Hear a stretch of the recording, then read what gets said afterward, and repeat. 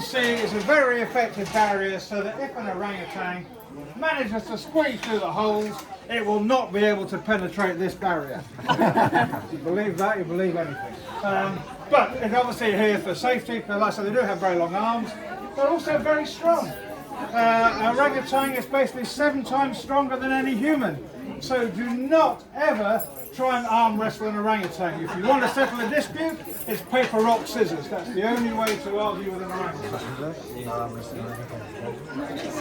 Now, as you can see, they know exactly what's going to happen. They're all ready and waiting. This is quite a regular occurrence that we feed cut. It's why we designed this like this. So you can see the holes through the mesh there. That's where we pass the food. It basically means we can keep them on display. They're supposed to bring them back of house and then putting food out so you can see them all the time.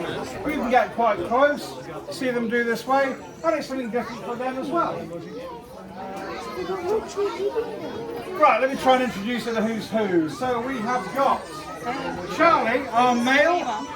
He's there, he's the large one, just in front of Sam there. He's our only adult male, but the small boy, Barney, is also a male as well. And of course it's Charlie's son. We have then got Malou, who is Charlie, who is not Charlie's mum, is Barney's mum. And then our fourth, there's an unrelated female dyer that actually came to us from a zoo. Do you want to just keep behind the ropes there? Thank you very much. It came to us from a zoo in Europe. And the idea is that dyer will mate with Charlie and produce another little baby orangutan as well.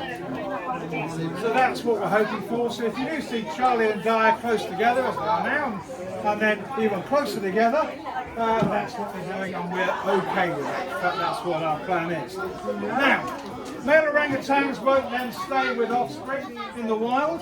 They'll tend to drift off for more conquests. Mum, however, stays with the offspring for about 8 years. You do not smoke anywhere in the zoo grounds. This also includes vaping. Our zoo is a smoke-free area. Please do not smoke or vape anywhere in the zoo grounds. So that 8 years is a long investment. It's the second longest investment after humans with our offspring. And that's because baby orangutans are born with a lot to learn. Barney is coming up for, just going to look around, for this year. And as you can see, by just watching for 5 minutes, he knows a lot, but he still has a lot to learn as well.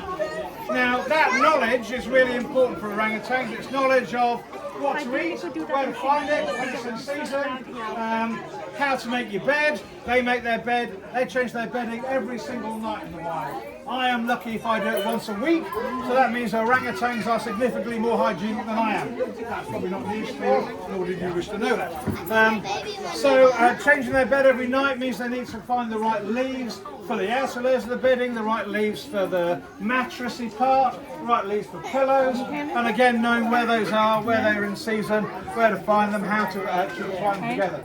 There is even recent evidence to suggest that orangutans out in the wild have used herbs for medicinal purposes. We've seen orangutans actually basically putting like poultices on wounds for healing, which is amazing in terms of the knowledge they have.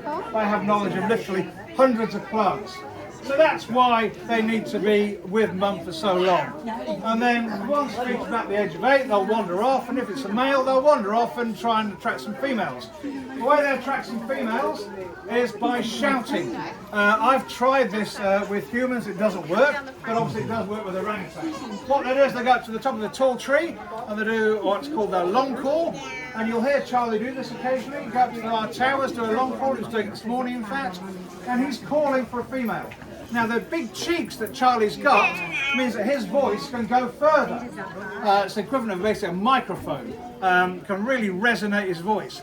So the bigger the cheeks, the longer the long call goes. So Charlie here's got really quite magnificent cheeks, and he can call a long way. He of course thinks that his call is unbelievably long because Dyer came to us from the Netherlands. So he thinks his long call reached all the way across there. She heard it, answered, and came running to it. But that's how they attract a female in the wild basically. So the bigger the cheeks, the kind of more chance they stand of getting females. You will see male orangutans, and not just juvenile male orangutans, without the big flat, they're called flanges, the big cheeks. They have to be a bit sneakier about getting their females and maybe a bit more forceful. So that can happen as well. Now, it would be remiss of me if I didn't tell you what was happening to orangutans out in the wild. They're not doing well. They are in a lot of trouble. They're in a lot of trouble because they live in jungles, and we are knocking down the jungles to make way for human habitation, to make way for agriculture, and in particular to make way for palm oil plantations. Palm oil is a vegetable oil, colourless, tasteless. It's in a lot of products. It's in cakes, it's in biscuits, it's in shampoo, it's in all kinds of things. It's really destructive because palm oil, they knock down the forest, plant the palm oil takes all the nutrients out of the forest doesn't regrow. So really, really destructive. If we can avoid buying palm oil, they'll stop making it. You can download an app from the zoo, palm oil scanner, and that will, if you take it in the supermarket, you can have it on your phone, scan your products, and that will tell you whether that organisation is using sustainable palm oil, which is okay, or not palm oil, which is even better, or if it's using palm oil, which is taking away their homes. If we can reduce our input of that, they'll have more homes. That's all I'd ask you to do, basically, because if you believe an animal as intelligent and as beautiful and as strong as this stands a chance of survival, that's what you've got to do. Thank you very much for listening. Thank you very much for coming and supporting us. Thank you.